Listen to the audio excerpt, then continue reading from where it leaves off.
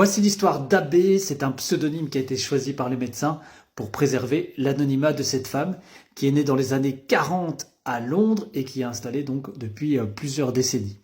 Elle passe une soirée tranquille chez elle quand soudain une voix claire résonne dans sa tête avec le message suivant: ne sois pas effrayé, mon ami et moi nous travaillons à l'hôpital pour enfants de Great Ormond Street et nous voulons t'aider.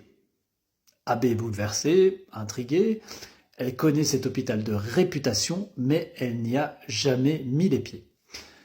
La voix insiste et lui donne 3 preuves concrètes: le nom exact de sa rue, la couleur de la porte de son voisin et même le nom de l'animal d'un autre de ses voisins. Ces 3 détails qui sont vérifiés et strictement exacts. Inquiète, elle va consulter le psychiatre, le docteur Ikechukwu Azuwan du NHS. Diagnostic: psychose hallucinatoire fonctionnelle. Le médecin lui donne un médicament, c'est le thioridazine, c'est un antipsychotique qui est largement utilisé dans les années 90. Les voix disparaissent, mais quelques semaines plus tard, alors qu'elle est en vacances, elles reviennent. Et cette fois, ces voix la supplient de rentrer immédiatement à Londres et lui dictent une adresse très précise: le centre d'imagerie médicale d'un grand hôpital.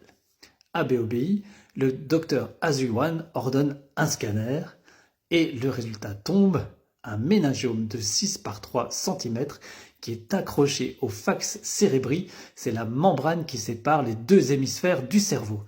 C'est une tumeur massive, mais elle est encore opérable. Elle est donc prise en charge par les neurochirurgiens. L'opération est un succès. Et juste après l'intervention, une ultime phrase retentit dans sa tête: nous avons été heureuses de t'aider, au revoir. Et depuis, plus aucune hallucination.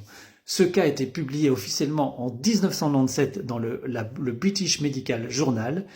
Donc il s'agit bien d'un cas unique où une patiente guidée par ses propres hallucinations vers un diagnostic vital. C'est un exemple rare où le cerveau en pleine dérive a donc paradoxalement sauvé sa propriétaire.